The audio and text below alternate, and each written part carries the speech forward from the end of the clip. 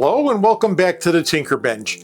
Today on the bench you see behind me is a 32-inch television set. When I'm done, it's going to be a 32-inch digital photo frame. And it's going to be able to hold 64,000 pictures, and it's going to have its own built-in web server that will allow local connections to upload pictures directly into the photo frame and have them show up. In order to make that happen, we have to install this massive computer. That's right, folks. This little $56 monstrosity is going to handle all of that work for us. Furthermore, this is what we're going to store our 64,000 photographs into. This is a 128 gig micro SD card, and it just pops in like so, and it's ready to go. The work here isn't going to be difficult. It is going to go fairly quickly, and we're going to have a lot of fun doing it. I think that dressing this up to look more like a photo frame than a TV is actually going to be the biggest part of the work. Why don't we get started?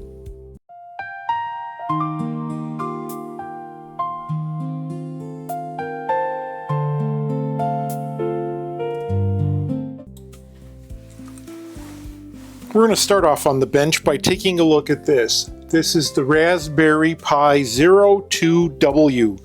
I got mine off of Amazon, and I will include a link in the description.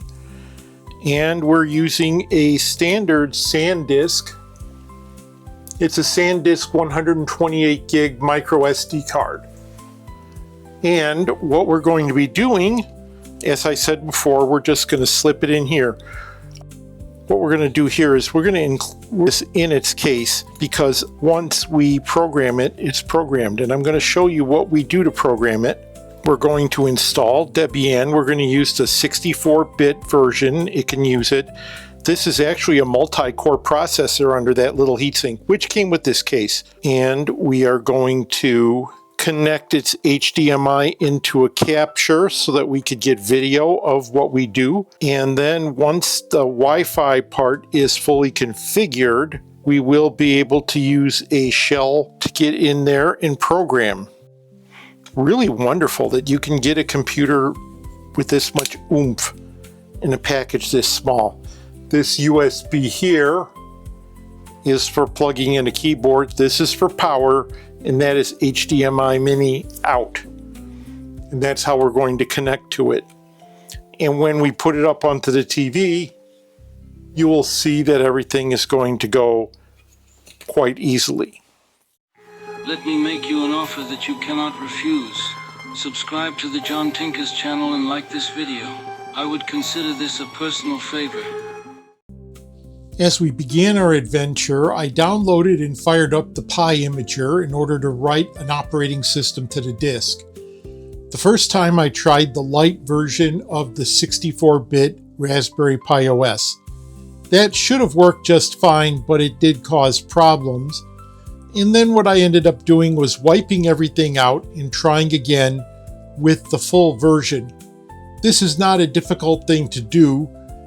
The waiting is the biggest part of it, because when you're writing to a small SD card like that, it isn't the fastest thing going, especially if you're using conventional USB adapters to write into the small card.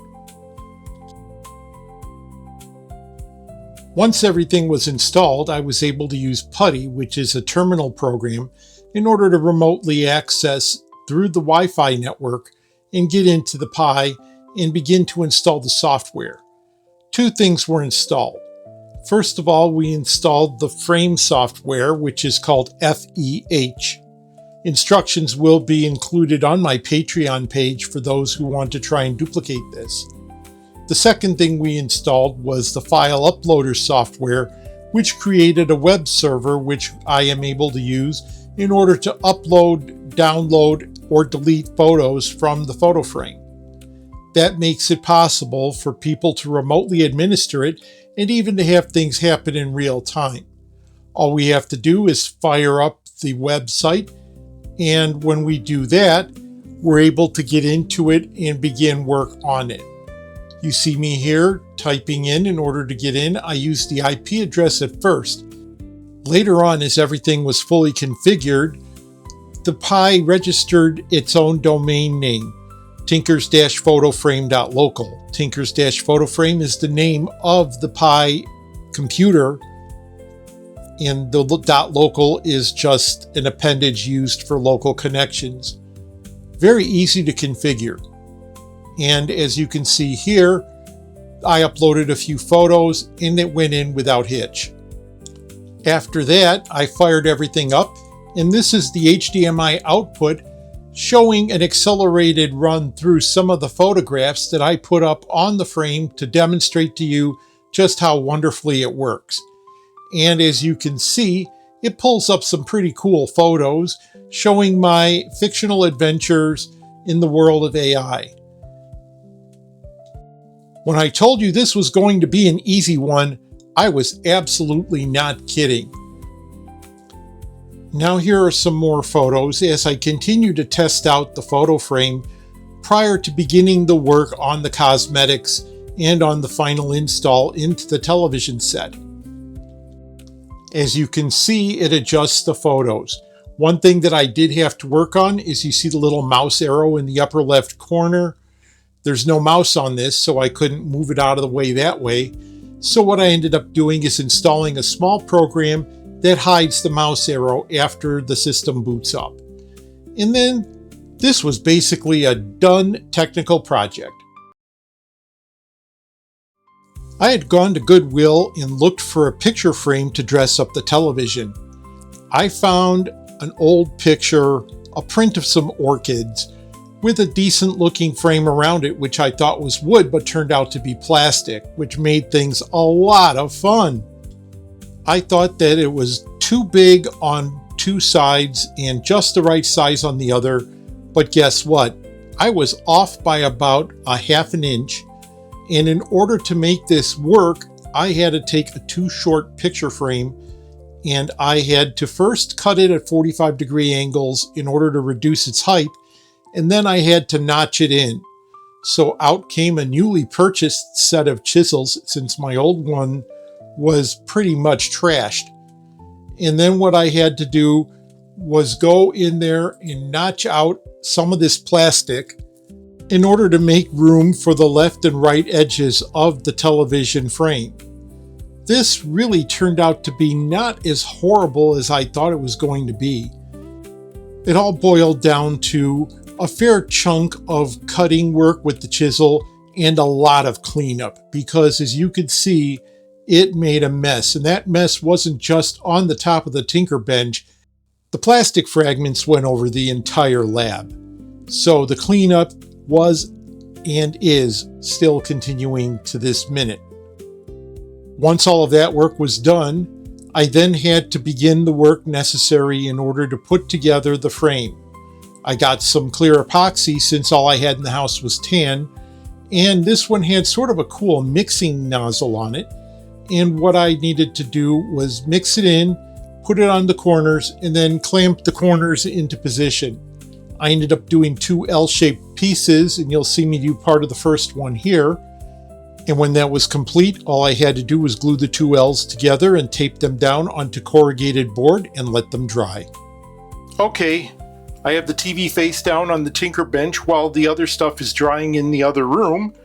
Basically what I did is I epoxied all 4 corners together and taped it down onto a large piece of cardboard so that I could continue to let it dry in place, and so it would be a good frame that would fit here properly. Now I'm going to take the Pi and I'm going to attach it right here. We have the connection for the power here, the HDMI here, and we have the little SD card here, which I'm going to put back in. The cool thing is we have a USB jack right here, which means what I should be able to do is take this connection cord here. We should be able to run it up here. Let's see. And that goes, and there's a tiny amount of slack. I don't think it's worth it to spool that up. Now what I need is I need an HDMI mini to HDMI full, and that HDMI full is the HDMI 2 jack right here. Now I should have it on the bench here because my bench is a cathedral of filth, to quote the world famous Bendit Mark. And I'm going to go ahead and hook this up too. So what we're going to do now is we're going to take this and we're going to hook this up like so. And we do have some slack here, so what I'm going to do is use the twist tie that I had around this HDMI cable, and I'm just going to attach it like that. When this goes up on the wall like a portrait, we have a VESA mount here, and you can get connecting VESA wall mounts cheap. So let's see now what we get. If this works, we're going to get pictures. It says no signal, but now it should say a signal because I see 3 dots over here and it's booting up.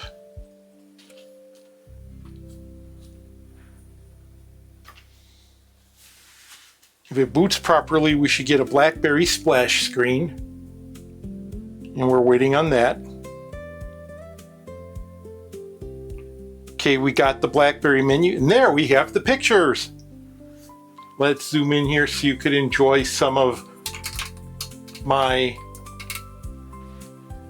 automatically interesting adventures. And they run about 15, just made the remote connection. And it looks like it's putting in the photos for the photo frame. We now have success. And everything looks good so far. And we'll just watch and see how long it takes to get through it. There's about a dozen pictures in it. There's no way I'm going to put 64,000 photos in here and leave it to loop. But as you see, if the picture is too tall for the screen, it sizes it in. Otherwise, if it's 1920 by 1080 or the same aspect, it'll zoom it in.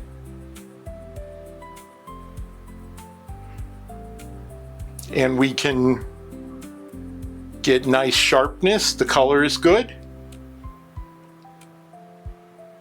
And now the next thing we're going to show you after showing you a few of these shots is how we can add photos or take them away. So let's go do that.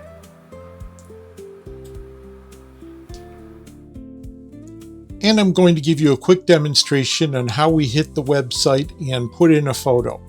As I said before, the photo frame has its own built-in web server, and here it is with the photo showing what's going to be put in. And I'm dragging in an Explorer window which has a bunch of photos in it. The top one has never been added before. All I do is drag it in and bang, it's right there. Now all we have to do is go ahead and go back to double check and see whether it came in or not. Let me show you what the photo looks like and then we'll go check the frame. And there's the photo. Now let's go take a look at the frame. And here's the finished photo frame with the picture that I just uploaded showing. Everything is looking good.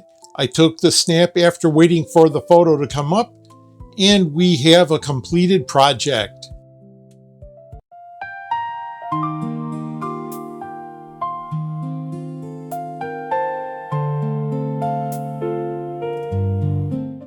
And today on the Tinker Bench, we have a little bit of a special treat. We're going to do a product review. In here, I have the Sequre HT140, which is a soldering tweezer set, or desoldering tweezer set might be a better way to put it. Now, I purchased this with my own money. Sequre did not provide a review sample. I had reached out to them, but I had not heard back from them in time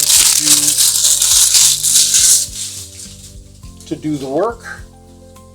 So I purchased this on my own. And I'm going to show you how soldering tweezers work and what purpose they have. in here they included the cutouts from the foam for some reason. They have one chunky USB A and C power cube, which I'm assuming is used to power the unit. And here we see the actual Sequre unit itself, the tweezers. It comes with a set of Australian power plug, which you can adapt in. That'd be great if I'm going to visit Dave Jones, but Dave also has one of these, and he has reviewed it on his program, EEV blog, for those who don't remember. There are a couple of tiny pieces in here, as well as what appears to be a mount.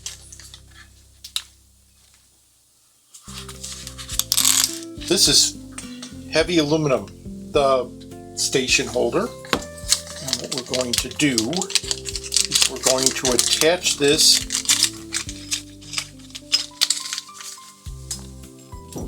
like so. This little sponge is there in case you need to clean it off. There is a tiny screwdriver applied. There is a tiny screwdriver included, which we don't really need. Some extra set screws and hex nuts, or bolts rather, and I will show you how they go. And we happen to have a working Phillips head screwdriver, so the little toy screwdriver included in the kit is not needed. We also get a USB adapter to what appears to be a grounding cord. What we don't have in here is a manual, which is a matter of personal preference, but my preference is that you should include one.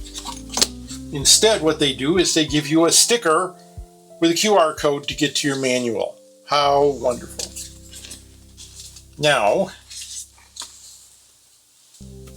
you can take a look at this, and we see these set screwed 210 size solder cartridges here. And what I'm going to do, so that you can see, this is what I use on my normal Eichson soldering iron, is a 100 centimeter long T245 cartridge, compatible with JBC's 245 set.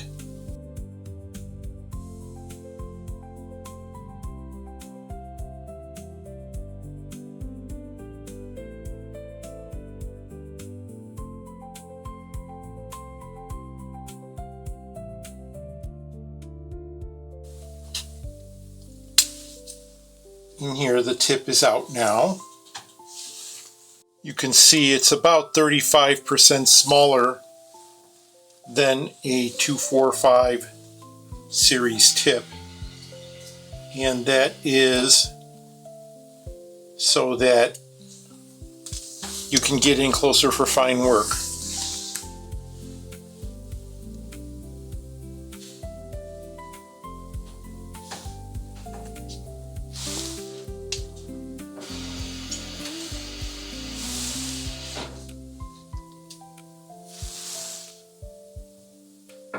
And you can see the tip here.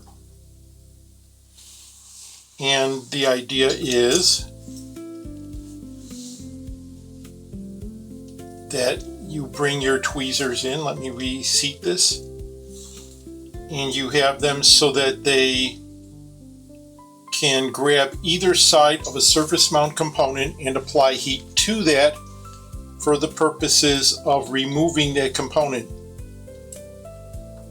If you're a real hot shot, you can set it up so that your component can also be soldered in with this device. And if you take out one of the tips, you can certainly attempt to use this as a soldering iron in the smaller form factor. There, let's just see what happens when we fire it up. Oh wait, firing. I think we have to hold it. It's already smoking a little bit, and it says it's at 350 Celsius.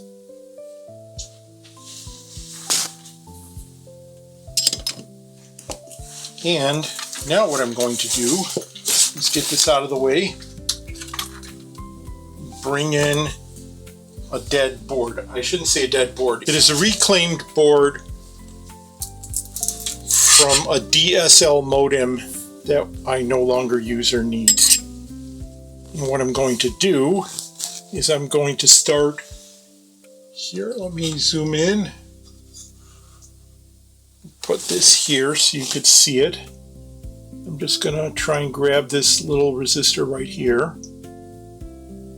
And I see it's trying to pump a little heat into it, and it's not getting there. Oh wait, yes it is, because the resistor just came right off. That is an 0805. Now let's see if we can pull off this big old honkin' fuse here. Rich absolutely fell in love with this thing. Whoa!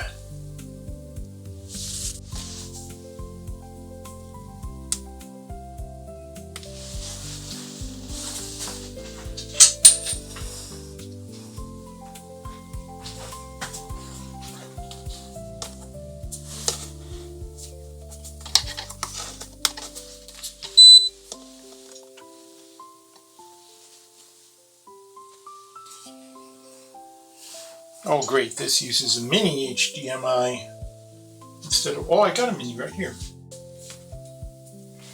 One reason I love this particular microscope, and this is a Tomlov,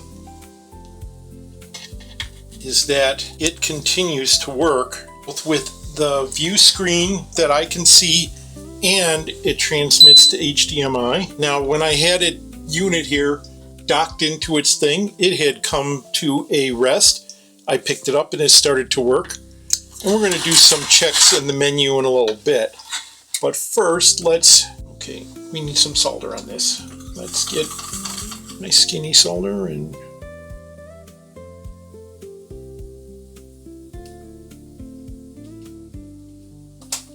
because you know the solder on here is lead free, so the chances of it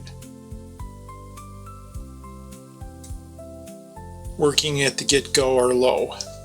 As you can see, it bubbled up even when I put it on here. Let's give it a shot.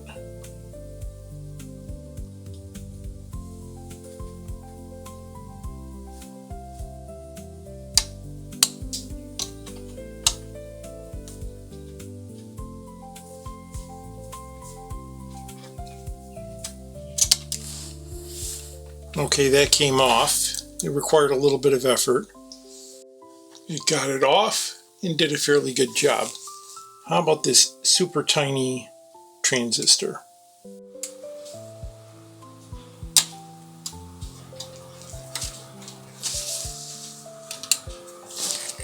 That got it up, but not cleanly. As you could see, the one leg was still on the pad.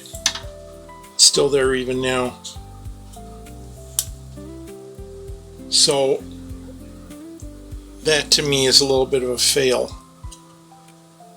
Now, does that make these unusable? No. In fact, I'm going to say that these are really very good. I'm not as over the moon as Rich was, but Rich has a lot more experience dealing with SMDs than I do. But if let's say I needed to get these resistors off quickly, let's get this 22 ohm right here, and this one right here.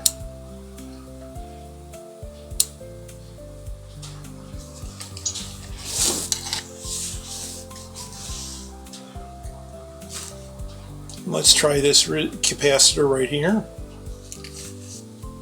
And this capacitor right here. Once you get into the hang of things, this thing works beautifully. What can we do here? Okay, let's try these super tiny capacitors right here.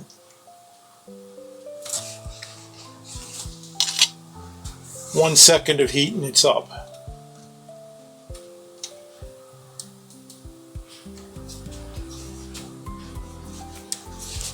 Bingo.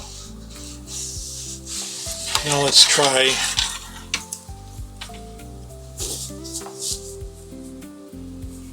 C545. That is a super tiny.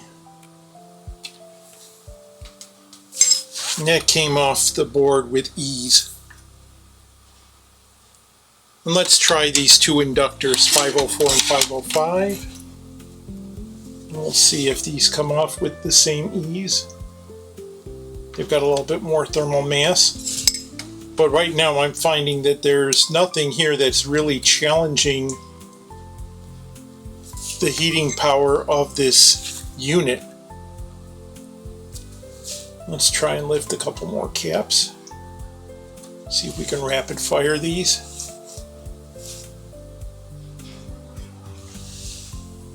Tiny 0 ohm resistor there. That is an 0403 if I'm not mistaken.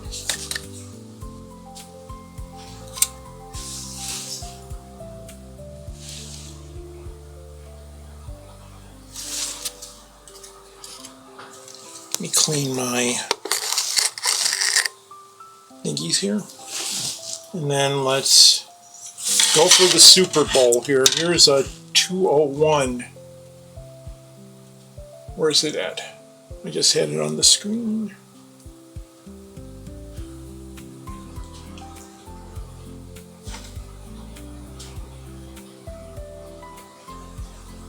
If I can get that tiny little thing.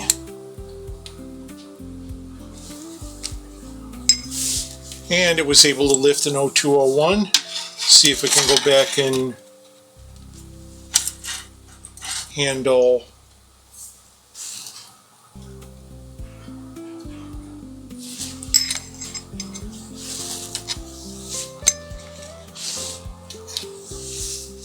you can do that and that.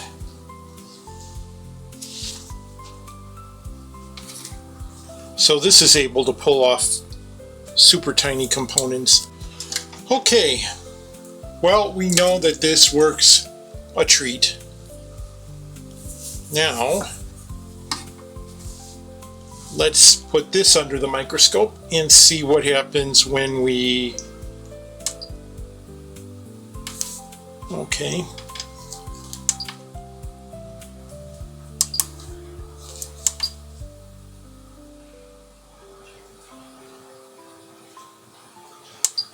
Okay, we press and hold.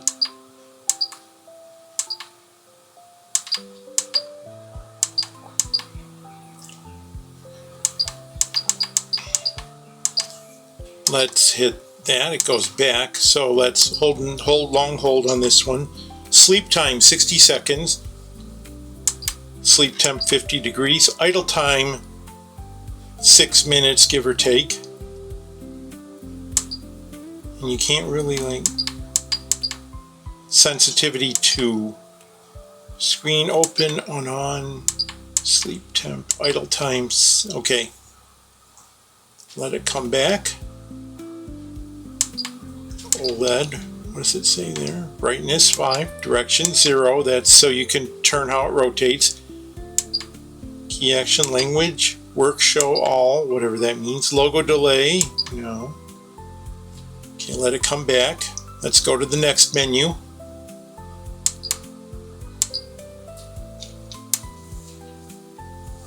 Max voltage is 20. Max current 3 amps. Low voltage off. Comp volt, don't know what that means. Okay, let's let it go back. And what I want to do, I want to focus this in just a little bit better so you can read it with ease. There we go. Long press. What does HT do?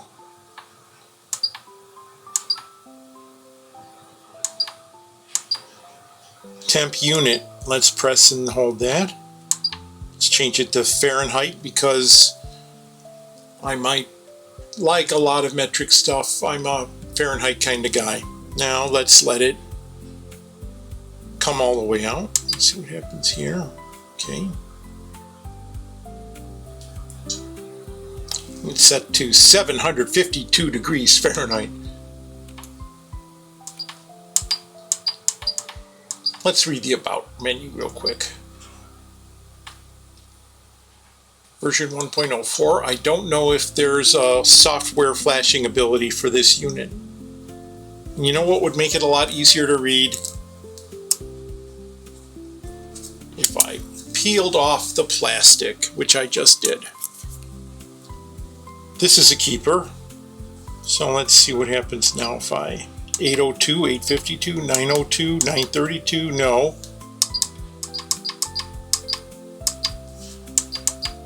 I like 732 Fahrenheit. Let's see how long it takes. 1000. About 4 seconds to get up the temp. And now at the 732 I've chosen, let's go back and let's just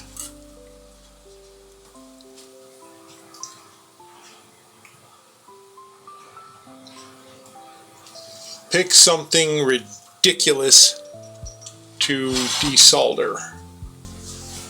Here's the Sequre HT140. It is a really good unit. I cannot complain about it. It's not perfect.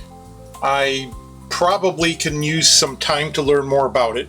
I love the stand. It is nice and sturdy. I mean, this is heavy duty, solid anodized aluminum. Places to store 2 extra sets of tips, and you can use any JBC 210 compatible tip set with this unit.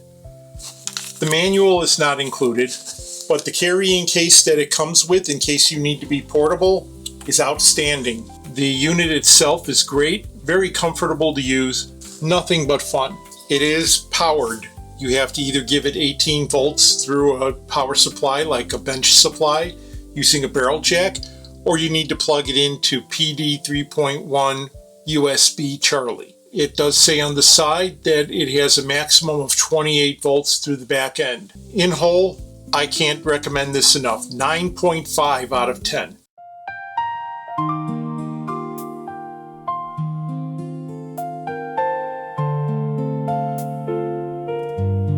Old dumb box in the hall, thick as a brick all gray. John Tinkers wiped the dust and took the screen away. He cracked the back, held his breath, found the wires in a row. Said you've had your final static, then let the old thing glow. Now the frame fits snug, like it waited all along. One plug, one little switch, and the past comes back strong. John Tinkers, frame it up. John Tinkers, frame it up. Old box, new shine, look what you made it become. John Tinkers, frame it up. John Tinkers, frame it up. Family faces in a ring on a beautiful little screen.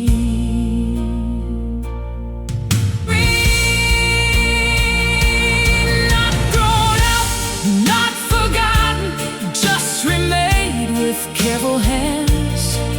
From a dead old shell to a living picture stand. John Tinkers, frame it up. John Tinkers, frame it up. Old box, new shine, look what you made it become. John Tinkers, frame it up. John Tinkers, frame it up.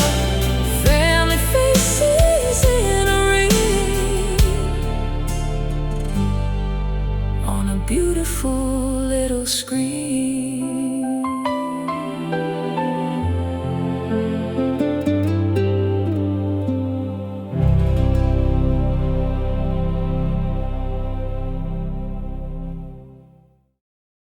Coming next episode on John Tinkers.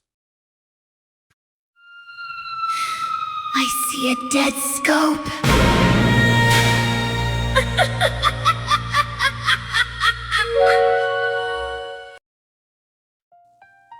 Thank you so much for joining me for another episode of John Tinkers. I truly appreciate your support.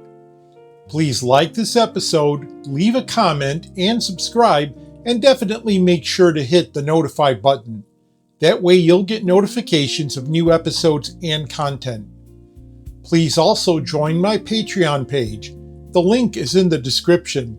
There is a free level, and with that level you still get notified of what is happening with the channel, as well as invites to special features.